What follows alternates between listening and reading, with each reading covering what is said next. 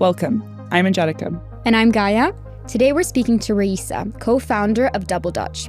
Founded by twin sisters Raissa and Joyce, Double Dutch is a premium mixers and tonics brand that landed them a spot on Forbes 30 Under 30. Hi Raissa. Hello. Thank you for coming today. Nice to be here. So, what is Double Dutch? Double Dutch is a range of premium tonic waters and mixers that are all natural, good for the planet, and delicious to drink with spirits like gin, vodka, tequila, or also very nice on their own. Brilliant. And you founded it with your twin sister? Yes. So what was that journey like? Particularly with my sister, or? Both. It's been a super exciting journey. We started Double Dutch about almost 10 years ago now. Okay, fine. So it's been quite a while. And really started it from a passion because we just thought there were so many amazing gins and vodkas and spirits on the market, and there was such an innovation going into the premium spirit segment, but choice of mixers was really lacking behind. So we always used to make our own sodas for friends during university. Very primitively, we would heat up syrups in a saucepan and then add carbonized powder and brought them to parties. That sounds really, that's impressive that you did that from scratch. It was very cheap. Others always had to bring the gin. And it was a fun thing to do. And we just experimented with lots of flavors. And then moved to London about 10 years ago to do an extra master here. Presentation about the fact that gins were massively booming. And there was this whole, so around 2012, 2014, this whole gin boom was massively increasing, and you had lots of flavor innovation in gin. And cocktails were becoming more and more popular, also in restaurants and not just in cocktail bars. But choice of mixers wasn't really in the same growth line, whilst it was such a complementary product. So I wrote my dissertation about that and then graduated with the concept of Double Dutch, which was more flavorful mixers, better for your health, not just for gin, but also to make cocktails really easy. And then our university gave us some prize for best thesis of the year, and they gave us our initial investment to start company. So hence why we started in the UK. We're Dutch twins, hence the name. And it's been super exciting and a good growth journey. And I think doing this with my sister and as twins has been really, I think the positives are that you know each other really inside out. And we can really say anything to each other, but it makes it also super emotional. It makes it hard, yeah. Because we stay in the first place, we stay sisters, not really business partners. So it's been definitely also a learning journey for us. Have you evolved into different roles? In terms of in the business, we both have very different roles. So I do everything with sales, marketing, branding, and Joyce does everything with finance, ops, and export. So our roles are very separate.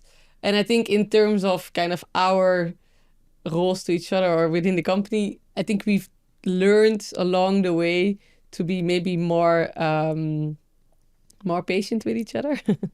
And maybe throughout kind of when we are in Double Dutch and in an office environment, we try to be more professional to each other than we used to be. But yeah, it is. Yeah. We still stay twin sisters, of course. So how has the team grown since you started? We are with about 25 in the office at the moment, and then we outsource still quite a lot. So our production, our warehousing, our logistics, our events, PR, social media, we all outsource that. But our kind of core team is we have our finance team, our ops team, sales team, and then marketing team. Our first hire was finance, because even though that Joyce and we both actually have a master in finance, we just thought we are much better out there selling and then kind of building the brand. So our first hire was finance, and then second one was a marketing hire. So how did you develop the branding? So you started with the name, and then how did you develop the whole sort of aesthetic? I think we started kind of along the way, because when we got our initial investments kind of as prize money from our university, but that was gone quite quickly, quicker than we thought it would be. We kind of had to launch, but we knew that we weren't 100% ready in terms of label or kind of story, or our products were ready, but like the liquid, but nothing really else. But we had to start selling because we had to start generating revenue. And I think that really actually helped us to get proper feedback on the while selling and while starting. So I think all of that actually changed throughout the first few months. Double Dutch as a name we had, but then kind of our branding or even our story or what we would focus on, it kind of evolved throughout our first few pitches. For example, we thought that our story was maybe too genuine, too like you started from university and you just made your own mixers and we in the first few meetings we never really told our customers, but then we told one customer and they actually said like, oh, that's actually quite a nice story, and that you actually developed it from your own passion and your own problem solving. So I think we definitely changed, and same with our labels. We launched with something that wasn't really great. And then a customer of ours said, your liquid is great, but I need to find a way on how I can serve this product without my customers seeing it because your branding is horrible. Ooh, that's harsh. Yeah. So then we thought, harsh. okay, we really need to do a new rebrand. And then we got lots of our customers, our prospects involved to understand like what would be important for them, what were they looking for. So very much trial and error, I would say. Mm-hmm. So customer feedback has been really important in the business developing. Absolutely, yes. Yeah. How would you say that has changed and changed your direction? I think it's just super important. And I think the kind of core, I think it's core to most of what we do, both in product development, but also in kind of the way we do business. And we do lots of trials with our customers. We try to get our customers and prospects and kind of hospitality in general very much on board with kind of our wider branding, marketing, and our programs. So I think it's super important for us. Mm-hmm. Going back to what you were saying earlier about there being a boom in gin in 2012 or 2013. Yeah. What do you think contributed to that? I think premiumization in general was very much coming up. And gin and tonic just became hugely popular. In the UK, gin and tonic has always been kind of very much a staple. Everyone always has it at the pub. I was literally talking about that yesterday. When you look at what people are drinking in pubs, and you know they're English because they have a gin and tonic. Exactly. Gin and double Dutch. Yeah, exactly. That's a good one. Yeah, and then I think more and more Western countries actually, like in Spain, it's huge. And you had those 10 years ago in Spain, you had like these big highball glasses with lots of fruit in there. And it was, I mean, there was more garnish in there than gin, but it just became super popular. And I think in general, spirit mixer serves have become really popular. And now sprit serves are kind of following on from that. Mm-hmm. And how do you find the drinks markets are different in any way between different countries, or is there typically the same sort of desire and want? There's definitely nuances and differences between different countries and cultures in terms of flavor profiles a little bit. For example, one of the biggest kind of a growing serve in Eastern Europe at the moment is coffee and tonic. That absolutely doesn't exist here in the UK. I've never heard of that. Yeah, it's actually really nice. It's like a nice need to try. Yeah, you should try it. Yeah, absolutely. Just with Indian tonic, super nice. With a normal tonic water or with a pink grapefruit, it's delicious. It's super nice. Would you consider bringing that out as a product at some point? Maybe, yeah. Maybe. So you're really into product development. That's kind of where the passion comes from. Flavor. Yeah, definitely. How does that work now? Do you still lead on that, you and your sister? Yeah, we both still are super involved in new product development and flavor development, but we have a team who are much better at it than us. And they basically improve on our recipes and make sure that they can that we can commercialize recipes. Yeah. But kind of the basic start is still done by us, which is super fun. Yeah. So you started fresh out of uni. And so have you ever had a corporate experience before starting your business? This was my next question. Yeah. Not really. I did a master in finance first before I did the master in tech entrepreneurship in London. And I went. I worked for 3 months in a private wealth firm, but super short, so 3 months. So didn't really. I mean, can't even count it. So yeah, not really. Yeah. How has that affected the way that you sort of lead your business, the way that you operate? I think it definitely has its benefits, but also I think sometimes its challenges. I think because we never really had that corporate environment or having a kind of a mentor or kind of your line manager or kind of the big corporate structures, we kind of had to learn along the way a lot. And I think that has definitely meant that we can shape kind of everything in a very authentic way. But I think the challenges are definitely that as you grow, you also need more structure. And so we definitely try to get that from other people in our team and having some of those pillars of growth in there, some of the kind of more HR pieces or kind of the standards. I think there's definitely benefits to not having it. And I think I do think the good thing is that you can really kind of set your own ways of managing a team and not being kind of restricted by what's expected. Or I think it's very much about how we would operate ourselves, that what we give kind of as a leader to the rest of the team. So what does that look like, leadership to you? I think the main thing is never ask anyone to do anything that you wouldn't do yourself. Maybe. Yeah. I like that. So That's a same good one. expectations. Yeah. Mm-hmm. What have you learned from them that shifted the way that you see leadership? I think having more structure, as in the beginning we would, stupid things like not having regular meetings with your ops team or not having regular, like the very basics that we just literally didn't think about, which is so silly to think back of. to sort of support your case, sometimes meetings can be unnecessary. Yeah. And so it's hard to strike that balance. Like corporate environments, usually you have so many meetings in your calendar that just aren't necessary. So that's like the benefit of a startup, maybe having that flexibility. But I guess you also need to find that balance. Yeah, definitely. I can see what you mean, absolutely. I know this is like, maybe a bit too personal. It's very true. Yeah, definitely. And I think maybe kind of holding other people also accountable and the piece of what did you say you were going to do and then keeping track of it, that definitely learned a lot from other people in the team. So you did tech entrepreneurship. Yeah. Did you always know you wanted to be a founder? Was that always something that appealed to you? And if so, why? I always thought that I was going to do my own thing at some point. But because our parents also, they always kind of had their own businesses. And so we kind of grew up in that environment. We spoke a lot about kind of business and money and kind of at home as well growing up. So it was kind of a natural thing. But I always thought that we would kind of first go into more corporate environment and then at a later stage do our own thing.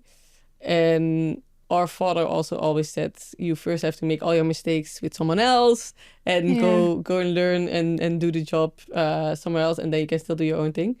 So it was a bit of a coincidence that we kind of started straight out of university. Yeah.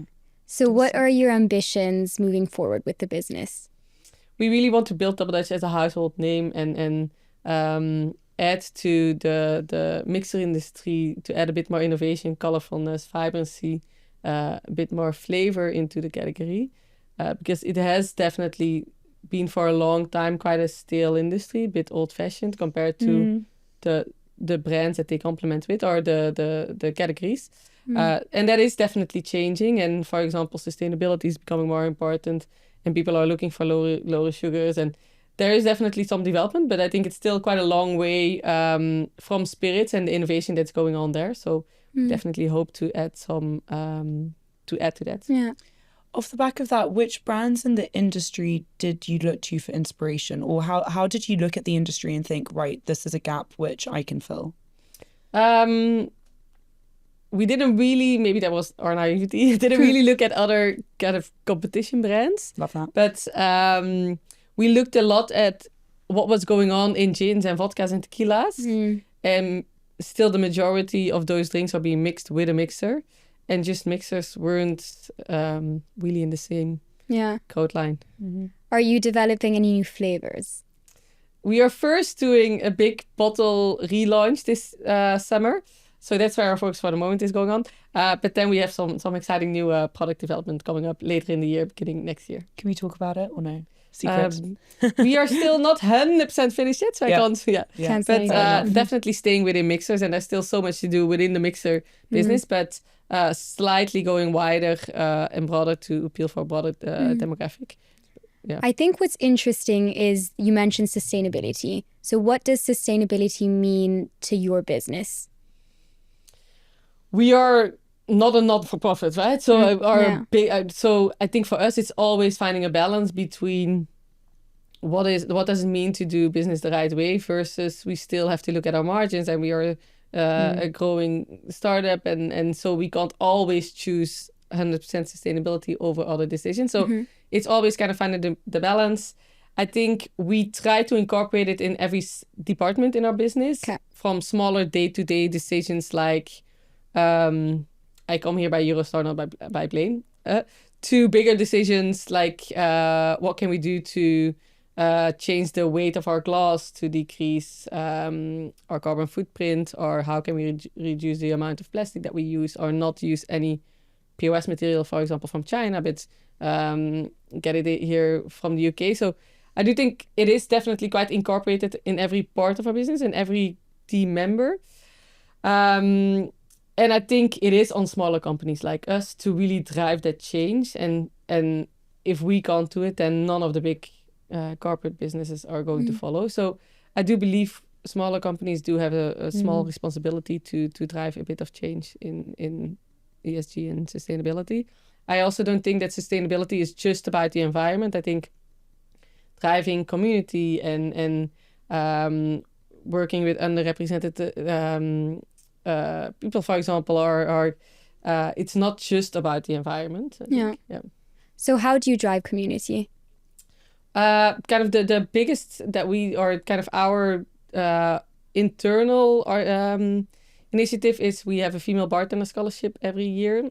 We are in the 5th year at the moment, and we basically fund 12 to 20 women in hospitality on a 3-month course where we help them to accelerate their careers. We do modules, for example, to help them on pure bartending techniques, such as mixology or how to do flavor pairings. But also we help them. There are courses around what can you do after bar life, going into, for example, brand ambassadorships, or going on the sales side, or what are career possibilities, as well as more personal modules, like how to build your own profile, how to enter cocktail competitions, how to better negotiate in interviews, or those kind of things. So it's a kind of broad program, and I hope that we give a bit of a support program to some great women in hospitality. And is that because you looked at the hospitality industry and saw it was male dominated in the bartending space? Exactly. And I think hospitality in general, it's still quite a difficult industry for women to really drive their career, because the hours are just so difficult to combine. Once you really want to start a family, it's really difficult to combine that. But hospitality is not just working behind the bar. There are so many wider options, and I think there are so many skills that you can learn whilst bartending that are of great use in other kind of within hospitality, and even outside of the industry, to develop further in. So I think that is the main part also of the scholarship, to kind of hopefully give the scholars some idea on what's actually possible. How can you drive your career? But I think for me personally, when we started Double Dutch, none of the senior buyers that we were speaking to, almost none of them were women.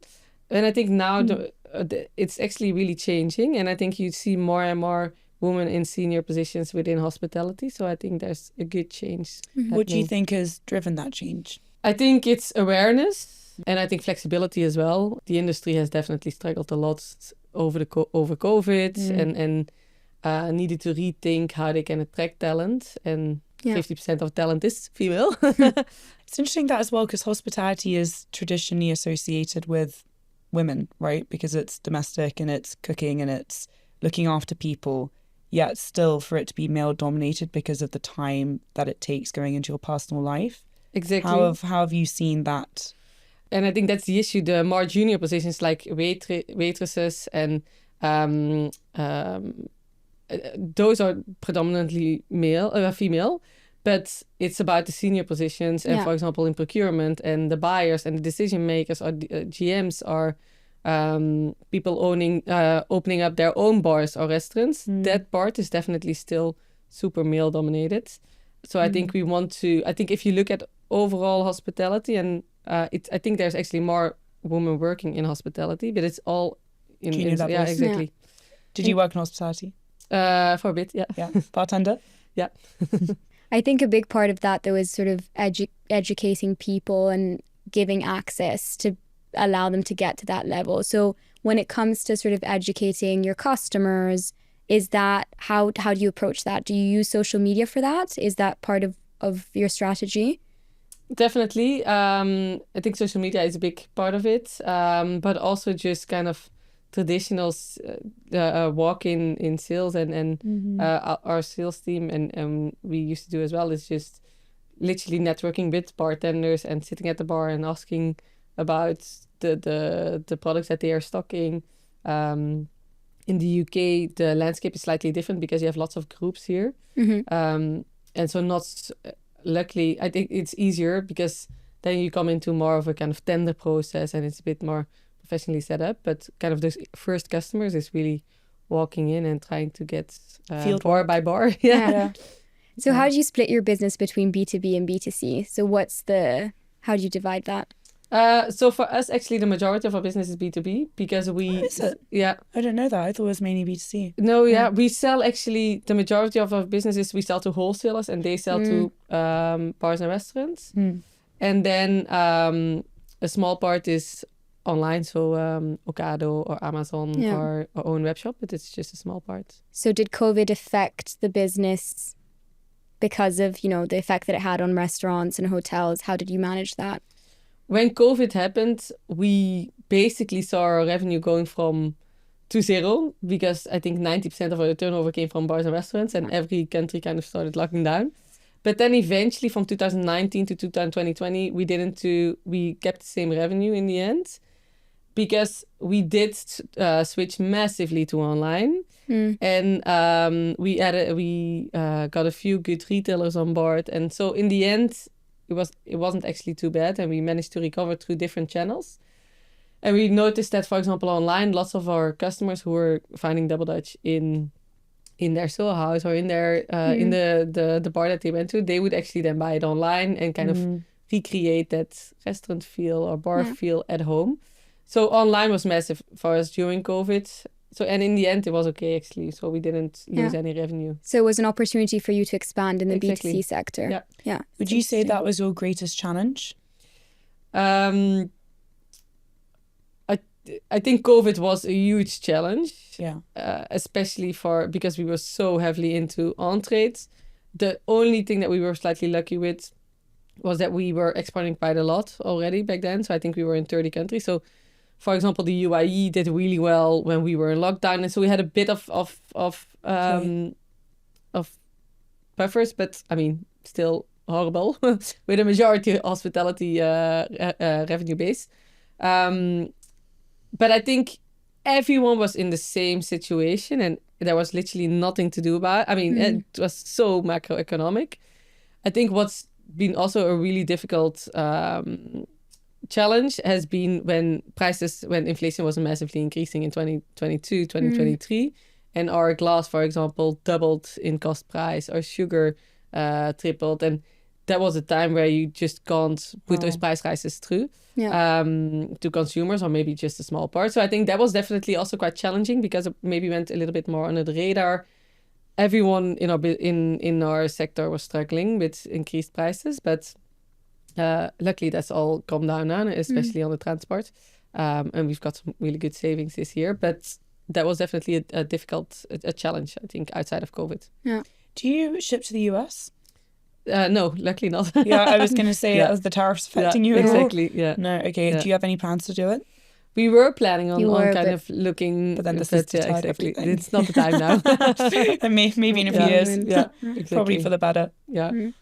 In terms of sort of trends within the hospitality sector, First of all, what trends do you see sort of emerging that you're excited about, and how do you leverage that within the business? I think one of the biggest trends is kind of the increase of low and no, and lots of especially younger generations not drinking as much. And I think there's been quite a good evolution for Double Dutch, because we've always focused on the point that Double Dutch you can drink as a healthy adult soft drink on its own or with alcohol. So naturally, just the percentage of when we started, about 80% of our usage or consumption was with alcohol and 20% without, and now it's almost 35-40% without alcohol. But that's also with, for example, non-alcoholic spirits or in a mocktail, or doesn't mean that it's always on its own. So I think that's been really interesting to see, and I think especially driven by Gen Z, and they just, I think, it's incredible if you look at the numbers. 1 in 5 is just not drinking at all anymore. Also, quite a lot of people are not entirely teetotal, but they want to drink less. So not fully spirit mixers anymore, but with for example, a liquor, or kind of the lower alcohol drinks are becoming more important. So that's been quite a good trend for us. And then outside of that, I think sugar and wellness and sustainability all becoming more and more important. That's really Why do you interesting. think Gen Z aren't drinking as much? They are very much quality over quantity, and if they go out, then they really want something special and make it worth it, instead of, I think our generation was all about binge drinking. I think a part of it probably has to do as well with COVID. They went into university, couldn't really party. They socialize over their screens. They are just not really used to kind of that. I think to kind of the traditional way of when you go into uni, and they kind of miss those 3-4 years. I think is quite important. And I think the fact that health and awareness around wellness and health and sugars and calories has become so much better than it was 10-20 years ago. I think that made them also think a glass of wine is actually quite a lot of calories, or a glass of beer. I'd rather have a low calorie mixer with a vodka. That's a lot, but that's actually still alcohol. But I think that the whole health trend has definitely added to drinking less with Gen Z. Do you see that trickling down to the older generations? Do you think it's gradually going to become sort of a larger trend? I do think it is becoming a larger trend, and it's not just Gen Z anymore. And I think people are just becoming more and more aware of it is quite good to once in a while not drink, to take a pause, to drink less. I think there is still a lot of confusion on.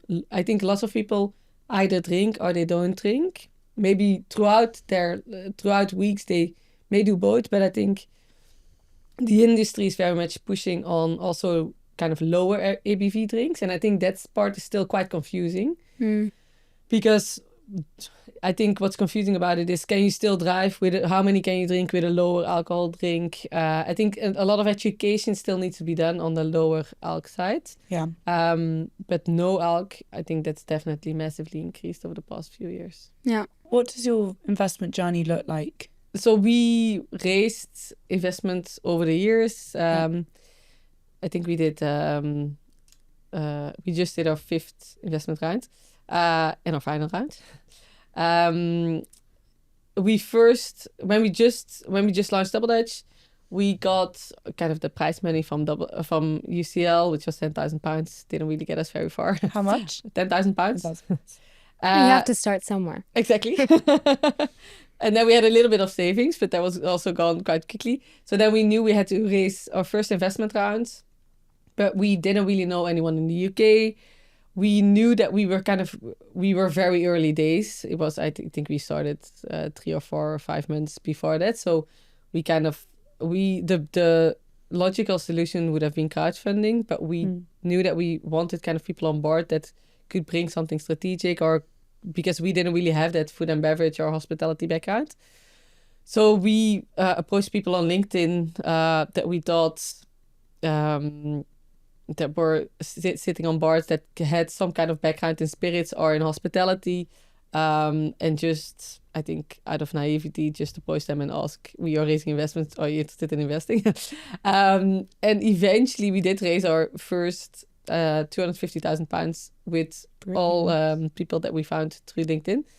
And some of them have really helped us, and they came from the industry, and some were maybe a bit more challenging in the in hindsight. So I do think that definitely learned us to do, I think it's as kind of, when you're raising investment, lots of people talk about all the due diligence that investors do with founders and their companies, but I think it's as important to do also lots of due diligence into your investors and really understand, are they really actually going to help us, or have they speak with other companies that they've invested in? What kind of relationship are they looking for? I think that's super important, because with investors, it's a little bit like a marriage. You really have to get along, I think, both professionally as well as personally. You have to nurture it. Exactly.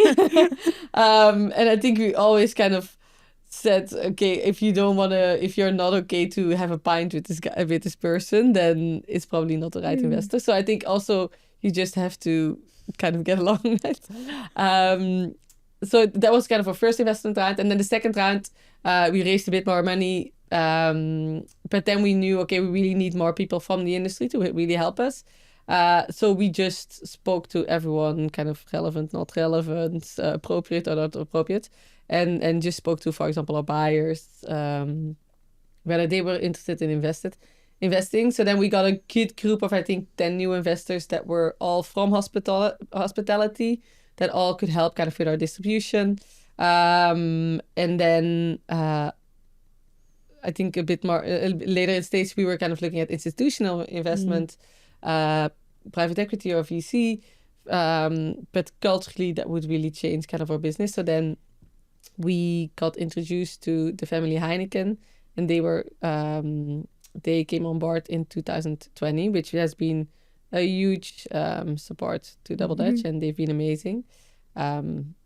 So what is your advice to entrepreneurs? I think just go ahead and do it, because I think lots of people think about the right time or the right moment, or perfectionizing your idea. When you're completely ready, then launch. I think there is lots of benefit to just doing it, getting out there, start selling, even if you don't have a very finished product, but just change it along the way. It does really, lots of big corporates are doing lots of kind of how do you call it? Testing groups. Yeah. And then they launch something.